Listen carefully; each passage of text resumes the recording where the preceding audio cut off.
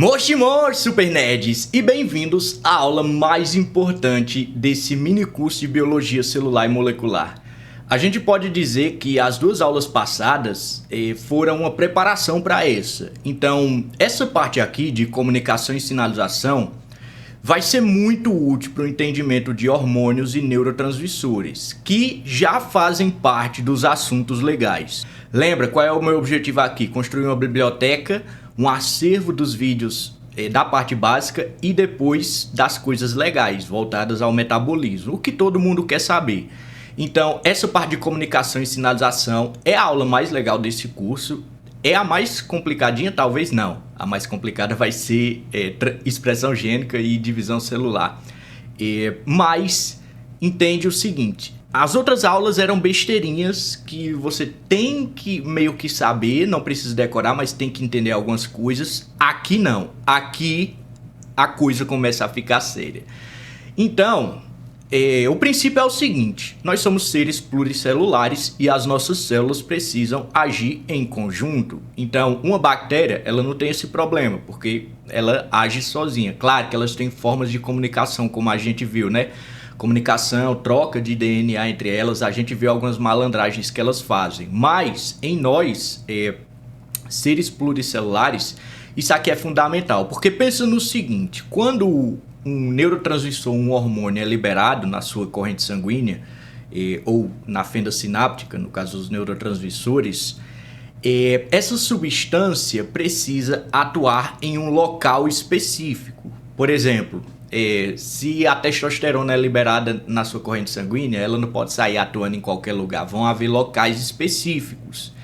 Então, o nosso corpo ele tem um complexo sistema de comunicação para que cada uma das células saiba a sua função, o seu lugar. Então hoje a gente vai falar sobre esse sistema de comunicação e todos os princípios por trás dele. Para que lá na frente, quando você estiver vendo, insulina, glucagon, leptina, serotonina, dopamina, todos esses sinalizadores, você já tenha esse entendimento do princípio pelo qual o nosso corpo se comunica, e aí lá você vai poder se concentrar só nos efeitos, na farmacologia, por exemplo, no que eles realmente fazem. Mas enfim, vamos simplificar esse esqueminha aqui e entender o princípio. O objetivo aqui é entender a comunicação entre células. Se existe uma comunicação entre as células, uma está enviando uma mensagem para a outra, comunicação celular. A célula que envia a mensagem é chamada de célula indutora. A célula que recebe a mensagem é chamada de célula induzida. A mensagem em si que é enviada é chamada de indutor. Então o indutor pode ser, por exemplo, um hormônio. Então a célula indutora envia uma mensagem, que é o indutor, até a célula induzida. E como é que ele recebe essa mensagem? Bom, lembrando que essa parte aqui eu estou mostrando de forma simplificada e a gente vai aprofundando a aula à medida que for avançando nos slides. Mas como é que essa célula induzida ela reconhece a mensagem? Bom, ela vai ter uma estrutura chamada receptor. Esse receptor é como se fosse um encaixe, onde o indutor vai lá e se liga. No momento em que ele se liga, ele vai desencadear os efeitos. Não os efeitos, na verdade. Ele vai desencadear um monte de processos que vai terminar no efeito. E a gente vai ver um pouco sobre os princípios desse processo. Mas esse aqui é a base, o princípio base da comunicação celular. Algumas células vão agir como indutoras, vão enviar mensagens. Outras células vão receber essas mensagens através dos seus receptores, e quando essa mensagem for recebida, o indutor se ligar no receptor, ela vai ativar uma série uma cascata de sinalização que vai resultar no efeito. Por exemplo, essa célula indutora pode ser um pâncreas, por exemplo, que vai produzir as células beta-pancreáticas, que vão produzir o hormônio insulina. E a célula induzida pode ser, por exemplo, o seu músculo, porque ele tem receptores de insulina. Na verdade, várias células do corpo têm receptores de insulina, mas vou citar o músculo. Enfim, continuando aqui, quando esse indutor ele é liberado na corrente sanguínea, a gente vai chamar ele de hormônio. Quando esse indutor, por sua vez, ele está sendo liberado na fenda sináptica entre dois neurônios, Como eu não tenho nenhuma aula sobre neurônios aqui, eu vou explicar o básico para quem nunca viu isso. Os neurônios, eles se comunicam através das sinapses. As sinapses são espacinhos entre os neurônios. E esses espacinhos são chamados de fenda sináptica. Para eles se comunicarem, eles liberam a substância ali mesmo, nesse espacinho, diretamente na boca, vamos dizer assim, do outro neurônio. Mas enfim, explicação rápida. Um dia talvez a gente tenha aula de neurobiologia aqui, mas é porque eu nunca tive uma aula sobre isso, então achei melhor explicar. Mas enfim, quando esse indutor, quando essa mensagem é liberada na corrente sanguínea, a gente chama de hormônio. Quando essa mensagem é liberada na fenda sináptica entre dois neurônios, a gente chama de neurotransmissor. E qual é a diferença entre os dois? Bom, pensa o seguinte. Cara, isso aqui é lógica, ó. Como é que eu explico isso? Imagina que o hormônio ele é liberado na corrente sanguínea e ele precisa atingir algumas células específicas. Por exemplo, a testosterona, quando ela é liberada na corrente sanguínea, ela precisa atingir células locais específicos. Na puberdade dos garotos, a testosterona vai desencadear uma série de efeitos, crescimento de pelos, engrossamento da voz e tal. Ou seja, ela precisa atingir locais específicos. Então, olha aí, primeira característica da sinalização hormonal, especificidade. A testosterona, ela vai agir apenas nos locais específicos que têm receptores para a testosterona. E o que é que significa ter receptores? Significa que o receptor que está nas células induzidas, ele é o encaixe perfeito para a testosterona. Então, se está sendo liberado na corrente sanguínea, ela tem que atingir células específicas. Ela atinge essas células específicas, o indutor, através da característica especificidade, que seria o receptor específico preparado para receber ela. Eu vou usar outro exemplo aqui. Novamente na testosterona, eu acho mais legal.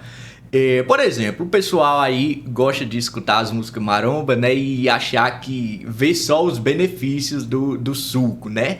Os benefícios do suco. Então, olha o seguinte. Existem receptores de testosterona no músculo. Então, você pensar, olha aí, então tomar testosterona vai fazer o meu músculo crescer. Tá, mas sabe onde é que tem receptor de testosterona também? Na sua próstata. Inclusive, crescimento prostatal é uma das características comuns em pessoas anabolizadas. Claro que eu não vou...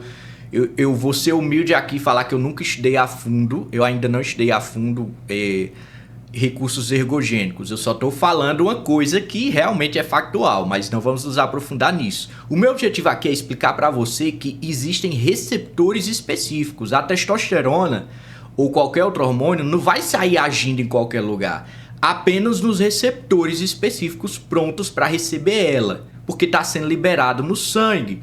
O sangue vai levar para todo canto. Imagina aí, se você libera testosterona e a testosterona ela pudesse se ligar em qualquer receptor, o sangue vai levar para todo canto, pronto, a testosterona vai estimular seu corpo inteiro. Não é isso que o corpo quer. O corpo quer que a testosterona, eu estou usando o exemplo dela, mas é qualquer hormônio, ela tenha sua ação em alguns tecidos específicos. Por exemplo, músculo, ou próstata, ou determinados locais durante a puberdade. E para que isso aconteça, pensa, o sangue está levando para todo canto. Como é que eu evito da testosterona se ligar onde não deveria? Especificidade. Vai existir receptores apropriados para a testosterona em determinados locais. O mesmo vale para os outros hormônios.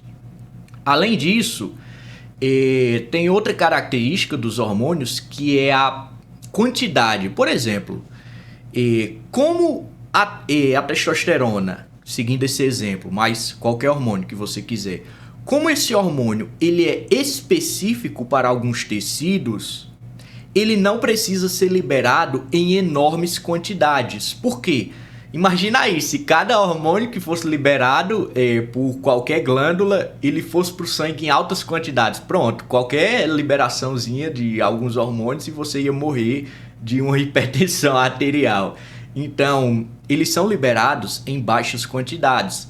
E por que é que eles ainda conseguem causar os efeitos, mesmo em baixas quantidades? Especificidade. Eles só vão agir nos locais corretos. Então eu não preciso liberar quantidades absurdas de testosterona. No caso, a glândula, o corpo, pode liberar quantidades rasas, e aí essa testosterona vai agir só em locais específicos, porque é só lá que tem os receptores específicos. Usei o exemplo da testosterona novamente, mas você pode usar qualquer hormônio como exemplo.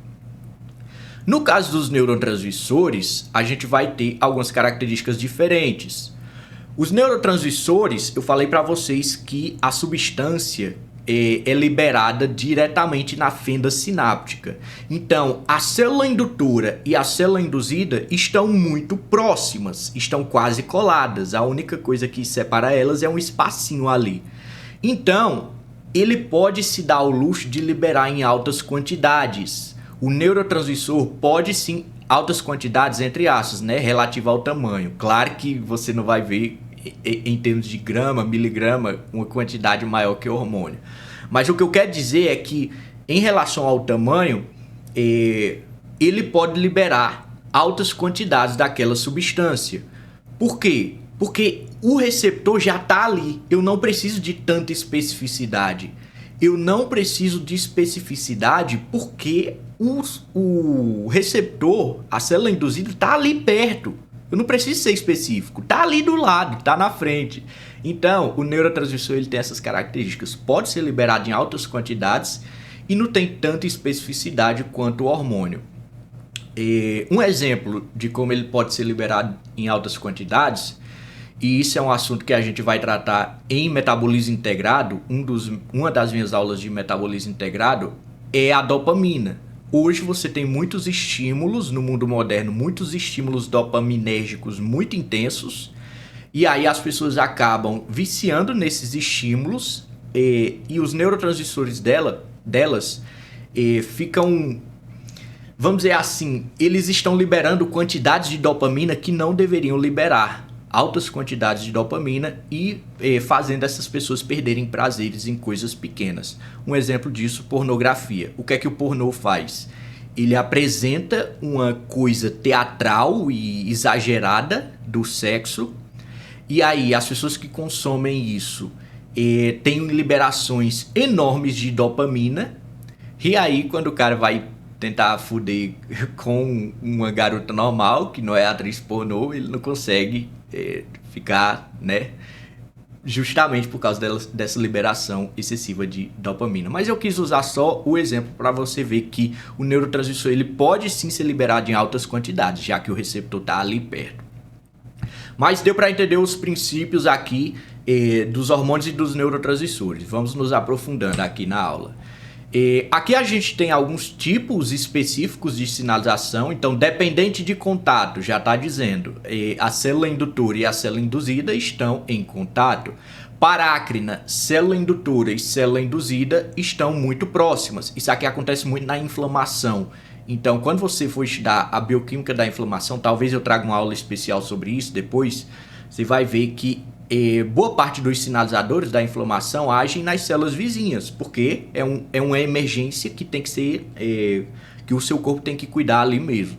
Sináptica, sinalização sináptica que eu já falei, você tem um neurônio e outro, e aí você tem a sinapse, que é o espacinho. E endócrina, quando é liberada no sangue, e aí vai atingir lá a célula-alvo ou o tecido-alvo. E aí, falando melhor sobre esses tais receptores e toda essa questão da sinalização, você pode se perguntar, tá, mas como é que a célula consegue essa especificidade? É aí que entra os dois carinhas da aula passada que eu falei que eu ia deixar para essa aula, para dar os exemplos, os glicolipídios e as glicoproteínas. Então lembra que eu falei para vocês que os glicolipídios e glicoproteínas são como códigos CPF, RG da célula. São coisas que funcionam como códigos para sinalizações específicas. Então vão ter glicoproteínas específicas ou glicolipídios específicos, e eles que vão fazer com que o indutor ele consiga agir apenas no local apropriado.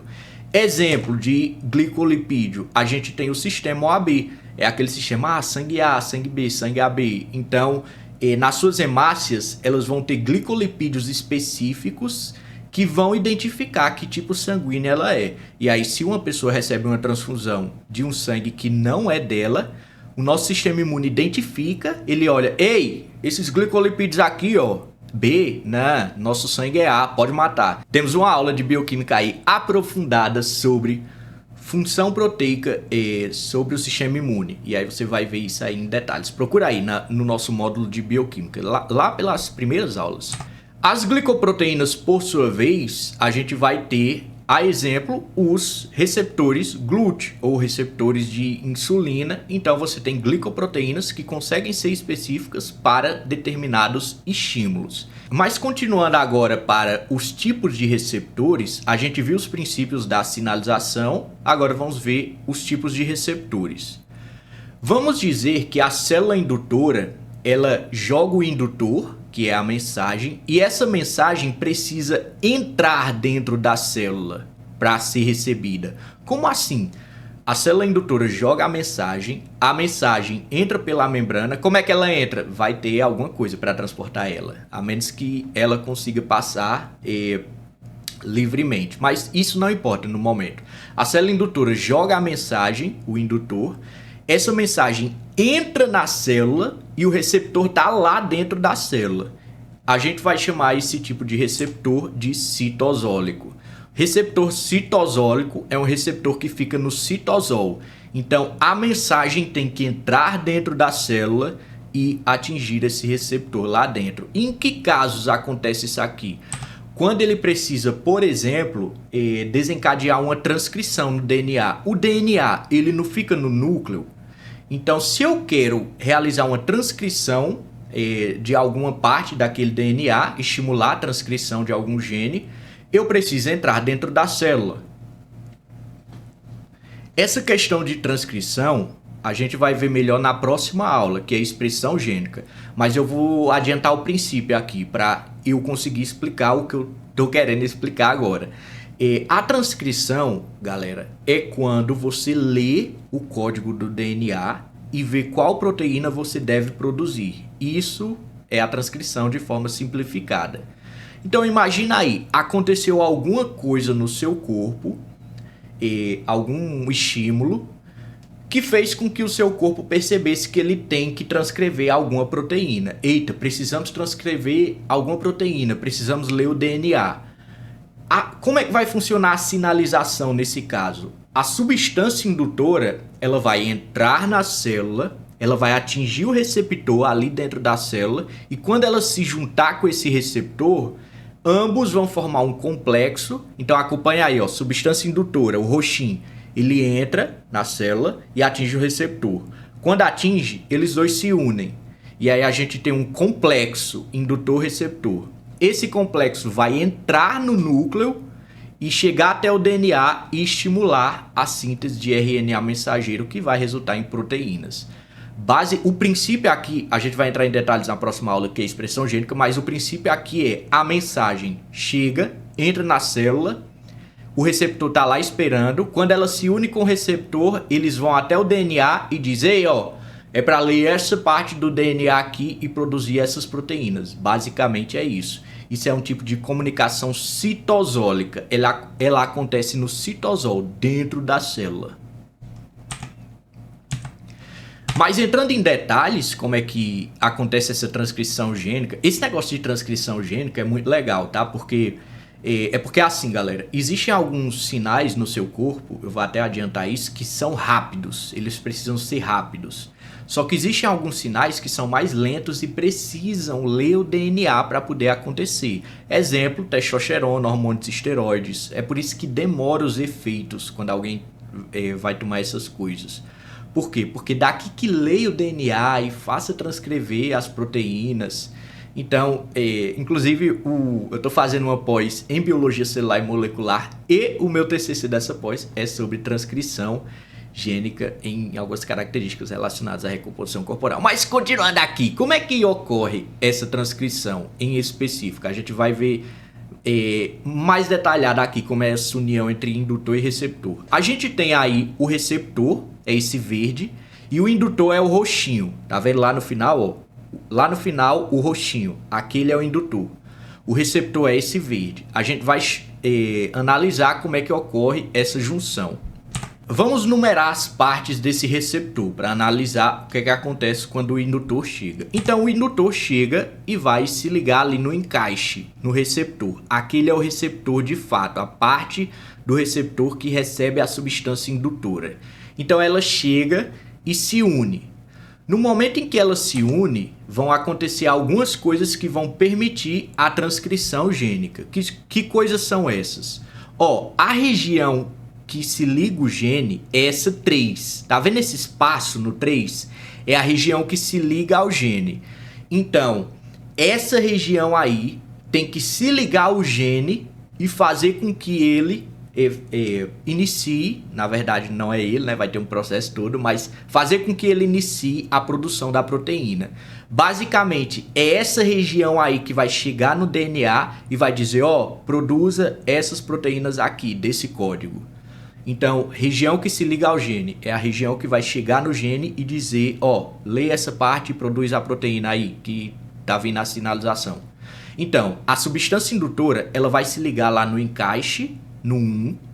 No momento em que ela se liga nesse encaixe, ela vai causar uma dobra. Na verdade, tem um conjunto de reações químicas que permitem que essa dobra, a gente chama isso de mudança de conformação. Quando ela se junta, ela altera as propriedades químico-físicas dessa molécula e aí ela se dobra. Então, no momento em que a substância indutora se liga no 1, a parte 2, que é a dobradiça, ela vai dobrar. E no que ela dobra, ela vai liberar um carinha que estava tapando a região que se liga ao gene. Eu não falei para vocês que essa região 3 é a região que vai chegar no DNA e mandar fazer a proteína? Só que geralmente ela tá tapada, porque afinal a transcrição tem que acontecer só quando o sinal chega. Então geralmente ela tá tapada pelo HSP90, que é um inibidor. Quando a substância indutora chega, se liga em 1 e ocorre a dobra da dobradiça, esse HSP20 vai ser liberado, ele vai sair daí e a gente vai ter a transcrição. E essa região 4 é a região justamente ativadora da transcrição. Ela vai ser responsável por identificar ali a parte do DNA que precisa ser transcrita e essa região que se liga vai se ligar e desencadear a produção da proteína.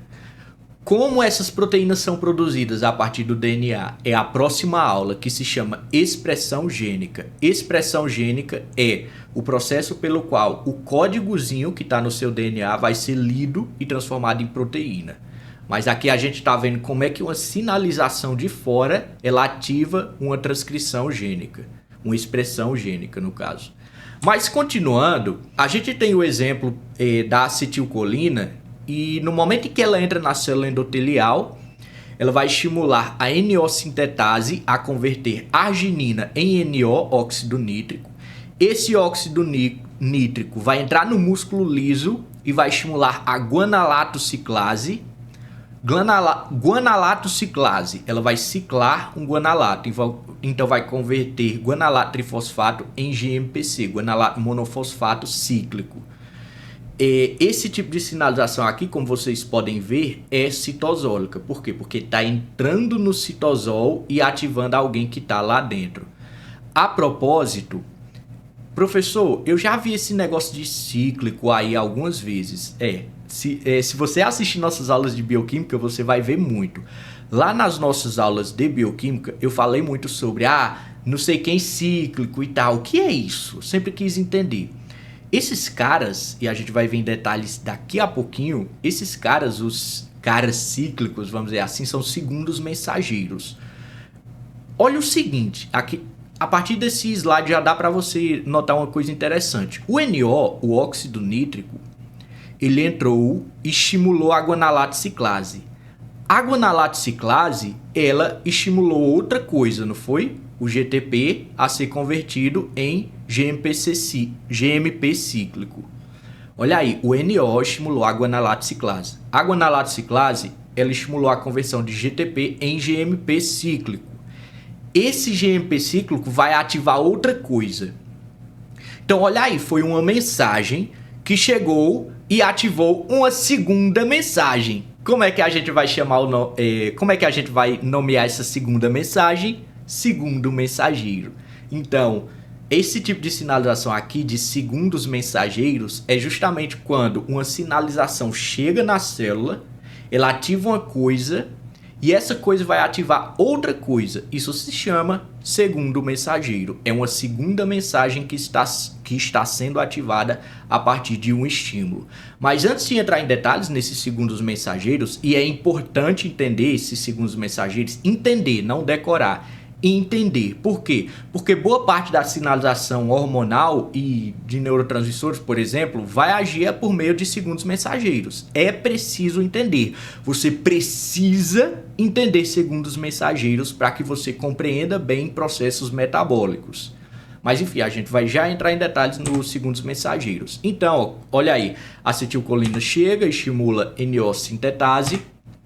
A NO sintetase vai estimular a formação de óxido nítrico, o óxido nítrico estimula a guanalato ciclase vai ciclar o GTP, vai transformar GTP em GMP cíclico. Mas continuando, tá aí um esqueminha para você pegar melhor o que é o segundo mensageiro. Basicamente, a substância indutora chega e se liga no receptor. Quando ela se liga no receptor, o receptor vai ativar uma segunda mensagem, ou seja, um segundo mensageiro. Nesse caso, quem é o segundo mensageiro? É o GMP cíclico. A gente vê isso, por exemplo, na insulina, vai ativar GMP cíclico e tal, no fígado, enfim. Vamos continuar. Aí você tem o esquema do biologia molecular da célula, um esquema mais bonitinho, né? Você tem ali a molécula de sinalização, ou seja, o indutor. Ele chega no receptor, ele ativa um conjunto de mensagens, que são essas verdes. Essas mensagens vão ativar outras coisas, que são os azulzinhos, e esses azulzinhos vão realizar o efeito. Então, olha aí, toda vez que o seu corpo ele envia um sinal, geralmente vai ter algumas coisas para acontecer antes do efeito, não é? Voltando ao exemplo da testosterona, não é, nossa, aplicou testosterona, vai ganhar músculo. Não, não é assim. Quer dizer, não faça isso, viu, galera? Eu tô dando só um exemplo, pelo amor de Deus. Mas o que eu quero dizer é que o efeito de uma substância não é direto. Existe uma cascata de sinalização. Acontece uma coisa, depois acontece outra, depois acontece outra, e o efeito tá lá por último. Então, é justamente isso que a gente está estudando hoje, a sinalização, ou seja, uma pessoa leiga, que não é claro, não é a profissão dela, não é a área dela, ela não precisa saber, se eu tomo essa substância, acontece esse efeito. Ela não precisa saber o caminho, ela só precisa saber o básico. O profissional da área, ele precisa saber a cascata de sinalização. Por que é importante entender a cascata de sinalização? Porque você consegue entender o que é que interfere nessa cascata de sinalização. Em determinadas doenças, tal parte da cascata ela é afetada, no caso de médicos, né? E aí vai tratar isso com fármacos. Em determinadas situações, o seu metabolismo não consegue ativar essa sinalização e aí você não perde peso, no caso de nutricionistas, tá entendendo, né? Enfim, tá aí o esquema mais bonito. Mas antes de entrar em detalhes nos segundos mensageiros, nós vamos falar sobre os receptores de membrana, porque nós falamos dos receptores citosólicos, ou seja, aqueles que ficam esperando dentro do citosol. Agora a gente vai falar sobre os receptores de membrana, os que ficam na membrana mesmo, esperando ali a sinalização. A gente tem 3 tipos, tá? Tem umas complicações envolvendo esses tipos. O tipo 1 geralmente ativa seronina, treonina, quinase. Você não precisa saber nesse nível de complexidade, mas se você quiser os detalhes, tem lá no Biologia Celular e Molecular do D. Roberts. Mas a gente tem 3 tipos. Tipo 1, adquire atividade enzimática, ou seja, quando a mensagem chega, quando o indutor se encaixa ali, esse receptor vai adquirir uma atividade enzimática, ou seja, ele vai virar uma enzima. O tipo 2 influencia enzimas próximas, ou seja, ele não vai virar uma enzima, mas ele vai influenciar uma enzima que está ali perto. E o tipo 3, a gente tem ativação de proteína G, ou seja, depois que chega o indutor e ativa esse receptor, o receptor vai ativar essa proteína G.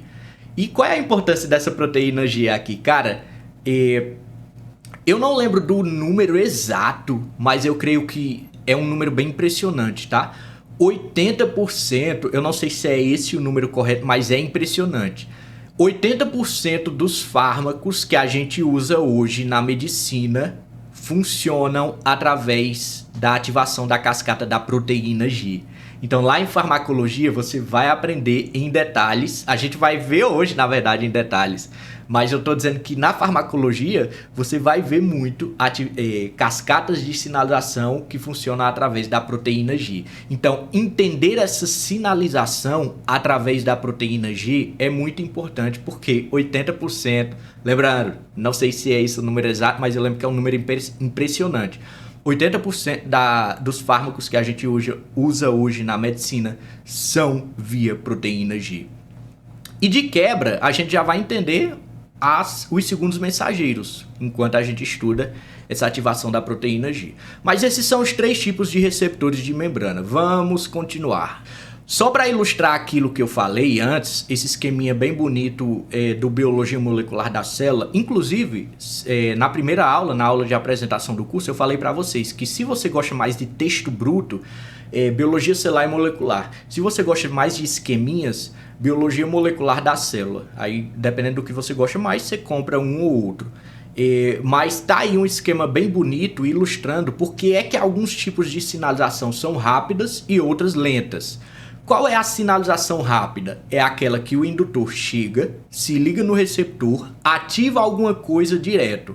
Qual é a sinalização lenta? É aquela que chega, o indutor se liga no receptor e tem que fazer a transcrição do DNA, ou seja, tem que ler o DNA para depois produzir uma proteína e depois essa proteína vai causar algum efeito. Então, é por isso que a gente tem alguns hormônios e neurotransmissores que têm ação rápida e alguns hormônios e neurotransmissores que têm ação lenta. Vai depender do caminho que ela tem que seguir até o efeito desejado. E lembra, o que a gente está entendendo aqui é toda a cascata que vai desde a liberação do indutor até o efeito desejado. Além disso, o nosso corpo ele precisa de formas de controlar essa liberação, né?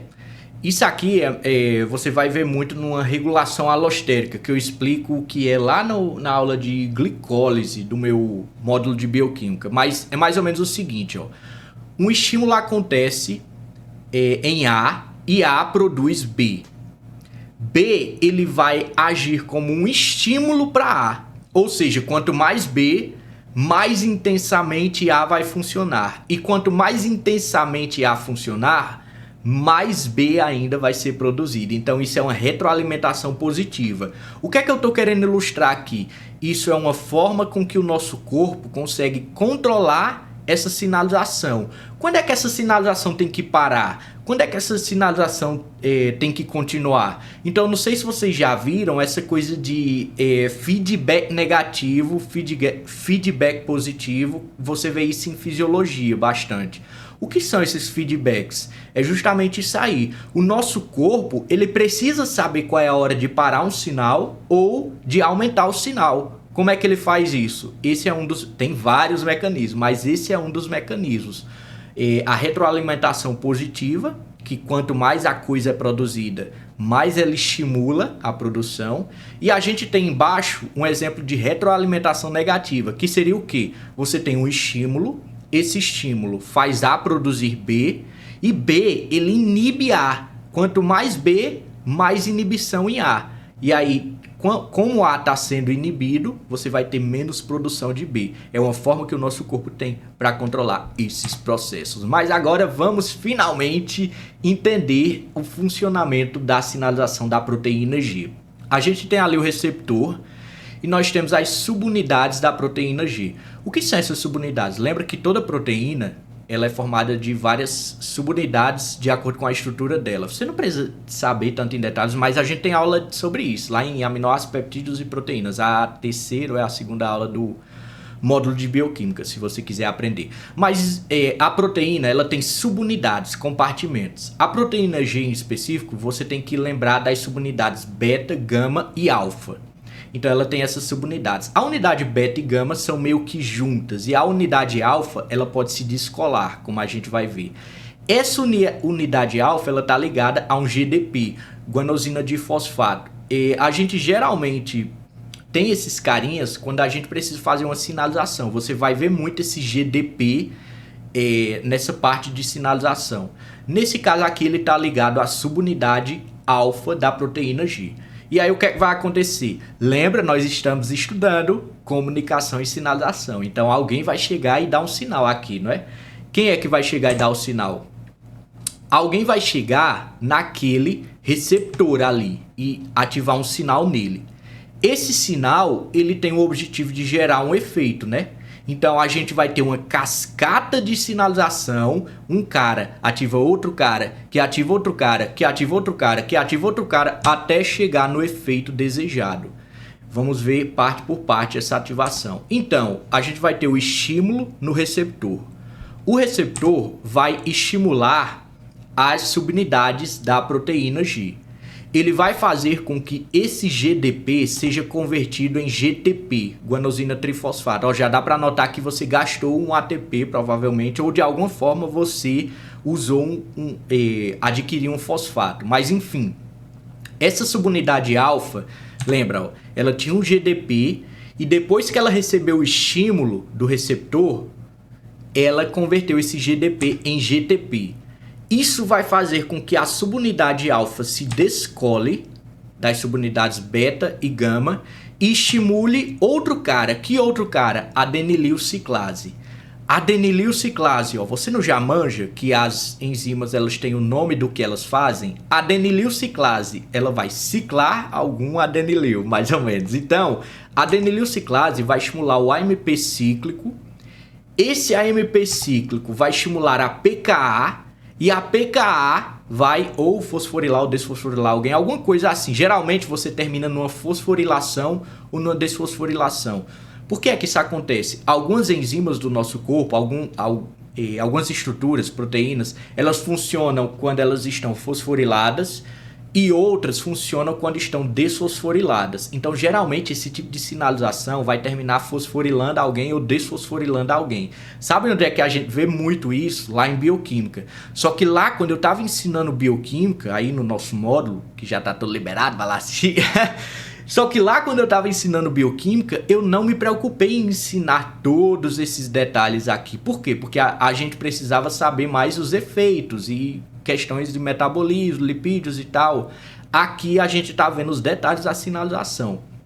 Então, esse AMP cíclico, você vai ver ele em muitas situações ao longo dos seus estudos. A gente está vendo aqui como é que ele funciona. Então, como foi que tudo começou? O estímulo estimulou o receptor estimulou a proteína G a converter GDP em GTP.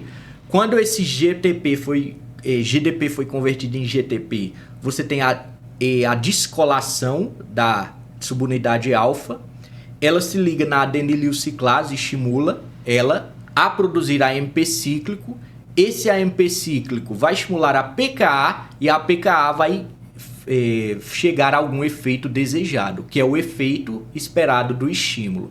Que efeito é esse? Ah, meu filho, aí a gente vai ter vários exemplos, principalmente lá na aula de bioquímica você tem os exemplos dos efeitos. Mas isso aqui é uma forma de sinalização. Esse efeito ali, entende o seguinte, professor, é só um efeito, é? Não, claro que não, né? Na verdade, foi mal, é claro, é óbvio que você pode perguntar isso. Esse efeito vai depender de qual célula está sendo induzida, não é só um tipo de efeito, a gente vai mostrar daqui a pouco exemplos. Mas continuando, você também tem essa mesma cascata de sinalização, eu até nem alterei muito o slide, mas que estimula, na verdade, ao invés do AMP da adenililciclase, você tem o estímulo da fosfolipase C. No caso dessa fosfolipase C, ela vai estimular, na verdade, dois carinhas, que é a diacilglicerol e o inositol fosfato 3, eu acho que é esse o nome. Mas não se preocupe em decorar o nome, você pode chamar de IP3, diacilglicerol e IP3. Essa fosfolipase C, ela estimula esses dois caras que vão estimular a PKC no lugar da PKA, e aí você vai ter o efeito desejado.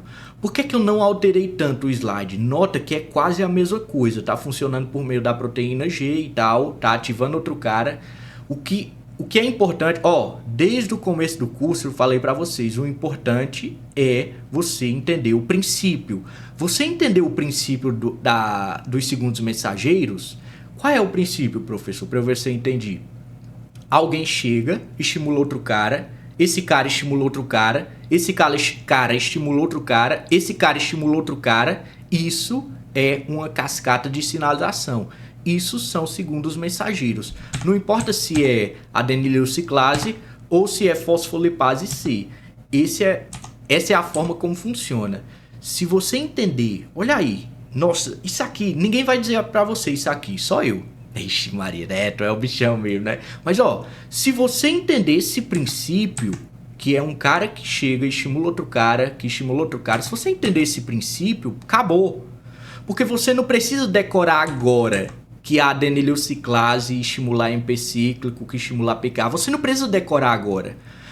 Ao longo dos seus estudos aí, você vai ver isso repetidamente. Vou estudar insulina, aí vê um tipo de sinalização. Vou estudar glucagon, vê outro tipo de sinalização. Vou estudar serotonina, vê outro tipo de sinalização. Vou estudar dopamina, vê outro tipo de sinalização. Vou estudar, sei lá, testosterona, estradiol, vê outro tipo de sinalização. Então você vai ver tantas sinalizações que você vai decorar com o tempo, com a experiência.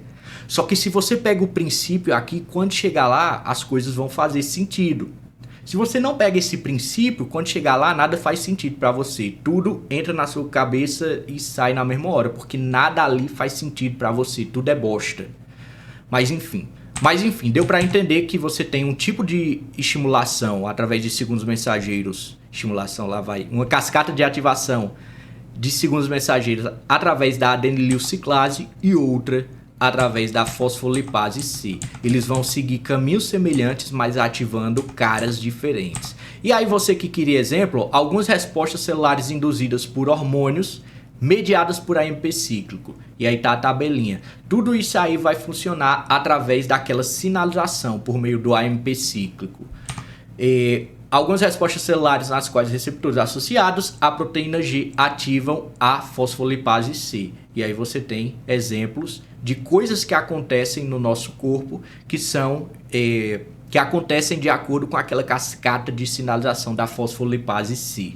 No livro Biologia Molecular da Célula, você vai encontrar esse esquema aí. O esquema que eu mostrei foi o meu. Ele é um esquema simplificado para você entender o princípio. Lá no Biologia Molecular da Célula, no seu livro aí que você comprou honestamente, você vai ver em detalhes as estruturas. Claro que elas não são assim, né? Mas eu quero dizer que você vai ver em mais detalhes essas estruturazinhas. Mas pensa só, o que eu mostrei ali é justamente o que está acontecendo aí, ó. Eu até numerei os passos para você. Você pode voltar lá no nosso slide, entender os passos, voltar aqui no esquema do Biologia Molecular da Célula e você vai identificar cada passo que a gente mostrou. Só que dessa vez mais bonitinho e ilustrado, né? Num livro profissional. O que eu mostrei foi uma simplificação. A mesma coisa para a cascata de sinalização da fosfolipase C. A mesma coisa aí, ó. Eu enumerei para você, mas todos esses passos a gente mostrou lá de forma simplificada. A diferença aqui é que você vai ter dois efeitos. Lembra que a fosfolipase C estimula dois caras? Então você vai ter dois efeitos aqui sendo feitos. Um vai ser o inositol trifosfato. Ele vai estimular a liberação de cálcio pelo lúmen do retículo plasmático. Isso está acontecendo no número 4. E você vai ter o diacilglicerol ativando proteínas específicas. Isso está acontecendo no número 5. Então você tem dois efeitos causados por ele, mas é a mesma coisa de lá. O que eu fiz foi simplificar o esquema. Essa foi a nossa aula de comunicação e sinalização celular. É uma aula muito legal, tá? Porque eu já tinha estudado, no meu caso, por exemplo, eu já tinha feito a minha pós-graduação em bioquímica, então já manjava que essas coisas eram legais e importantes. E aqui na biologia celular foi muito da hora aprender isso em detalhes. Comunicação e sinalização celular é um assunto que você vai utilizar em outras matérias muito mais importantes, matérias legais relacionadas aos efeitos e a práticas. Se você quer estudar isso, você pode procurar em ambos os livros que eu recomendo, Biologia Celular ou Biologia Molecular das Células. Você vai encontrar mais ou menos o mesmo nome do capítulo, que é Comunicação e Sinalização Celular. Bons estudos e até a próxima!